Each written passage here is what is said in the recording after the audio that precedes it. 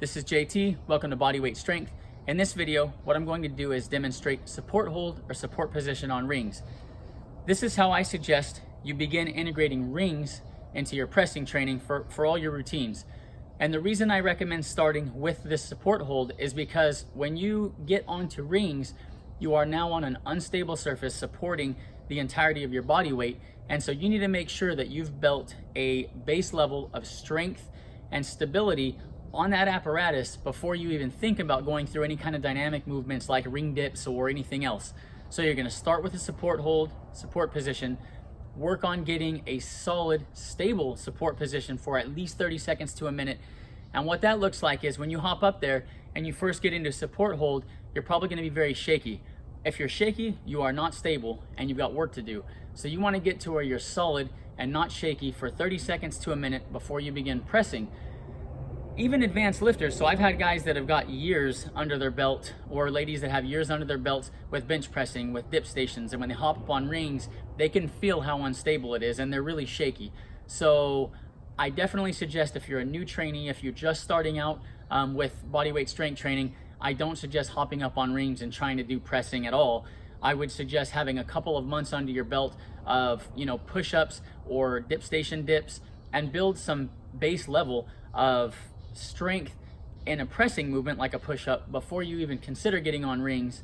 And then once you want to make that transition, start with a support position, a support hold, and you won't start with full body weight. What you'll do is you'll start with partial body weight by keeping your toes on the floor, and I'll start out by demonstrating that. Okay, so you'll probably notice I've got my rings pretty low, and the reason for that is so that as you begin to train for your support hold, you can get into position without having to do a dip, pulling yourself up onto the rings.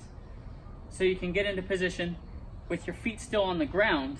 And what you're going to do is make sure that you keep the proper position is your hands neutral, so to the side, palms in, and then you're going to have the top of the ring and the strap are going to support. They're going to be pressed up against the extensors on your forearm.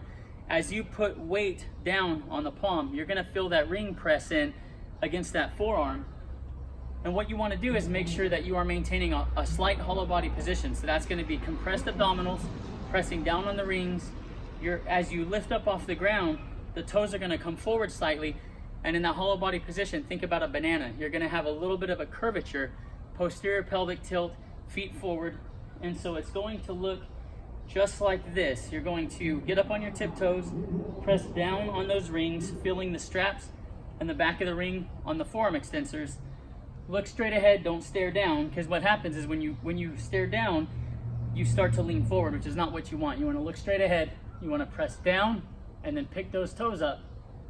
And that's going to be the support position on rings, okay? Just like that, work on holding that for 30 seconds.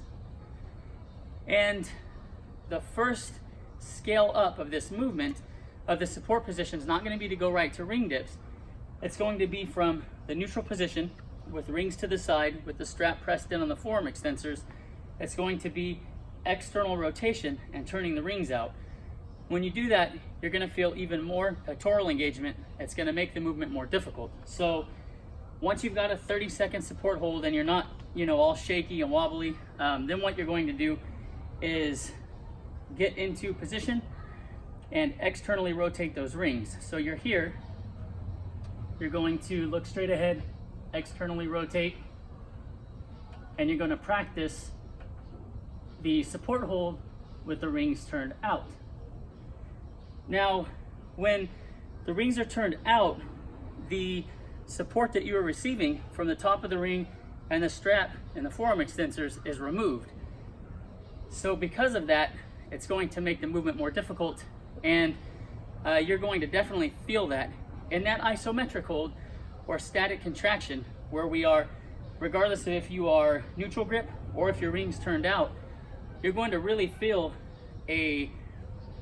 probably when you look at the movement, it doesn't seem impressive and it doesn't seem like it's going to really work the musculature. But once you get up into that support position, either neutral grip or rings out, you're going to feel the engagement, that static contraction, that isometric hold. It's going to build real strength stability, hypertrophy. So whether you're looking for just strength or strength and muscle mass, the support position, though it doesn't look impressive, is going to deliver those things. So take it seriously, get really good at it.